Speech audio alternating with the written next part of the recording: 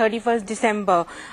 If you look at the constant currency, they have actually cut it. Earlier they had said 8.9%, 8 to 9%. That's what they were expecting. Now they've narrowed the range, and now they're saying 8.4 to 8.8%. So although the lower range has been upped, but upper guidance has been lowered. This is this is this minor tweak that they've done in the constant currency. My analysts were expecting that it will be maintained, although the lower range is slightly higher. So the guidance, this will be the third time that they've changed the guidance.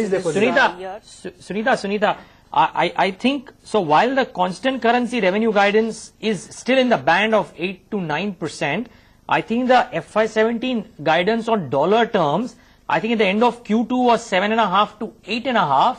It has been raised to above 10%. This is something that has happened. Now, Urmil, Shah, do you want to come in here? I'll then get in Sunita's comments. But Urmil, do you want to come in here? Does this change things for Infosys, or you look at the constant currency guidance being maintained in that band and therefore status quo for Infosys? Need to understand, because don't think that the US dollar revenue growth can be higher than the constant currency growth given the cross currency movements that have happened. Nevertheless, on the focus should be yes on the constant currency growth rate, which we believe has been almost maintained 8.4 to 8.8%. It's almost in line with what they had guided earlier. Now I'm going to just Sunita, let's clear the air. Let's read it off the press release. You have the press release with you. What is the press release saying for the dollar guidance? Let's clear the air for our viewers. Nikuj, I'm still trying to get the press release. I don't have the press release right now with me. I think the guidance that they're talking about is 10.4% now. I think what Sunita was saying was... I think what Sunita was saying was correct, because the FY17 sales growth they're saying is guided at 10 to 10.4% in dollar terms, with the caveat that these are at the December 31 rates. So I think that's where the confusion lies, and I think what Sunita was trying to say was right. We are still yet to get clarity on this, but they've mentioned that these are on the December 31 I'm not rates. going to speculate. I need to read this. Till the time I will not get the document, I'm not going to speculate, at least on my end, because I need to understand what they're doing. What my understanding is that when they guide and when they take an assumption, they always take the assumption which is based on the last day currency move. Sandeep Sabharwal, let's understand what are they trying to communicate here. I'm trying to understand. It's not reached my mailbox, the press release or the official version.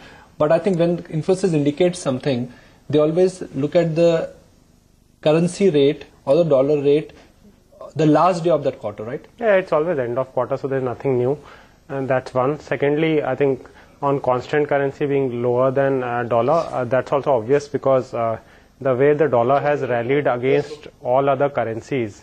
So obviously, with the kind of dollar, the kind of uptick in the value of the dollar, and the fact that huge amount of revenue comes out of the US, so on constant currency it has to be lower than that. So I think they have raised the constant currency lower end higher and the higher end slightly lower. I think numbers are decent, it seems, because the EBIT margin also seems to have upticked. Urmil, you may want to comment on the margins, because Q3 was exactly not the best of the quarter. There was currency volatility in constant currency as well, and cost cutting, I guess, and better utilization seems to be helping up, because their margins have gone up marginally higher. Yeah, so the margin performance is definitely very good. And in fact, I have the press release. The US dollar revenue growth guidance is 7.2 to 7.6% based on the December 31st rate. So it's not higher than the constant currency growth.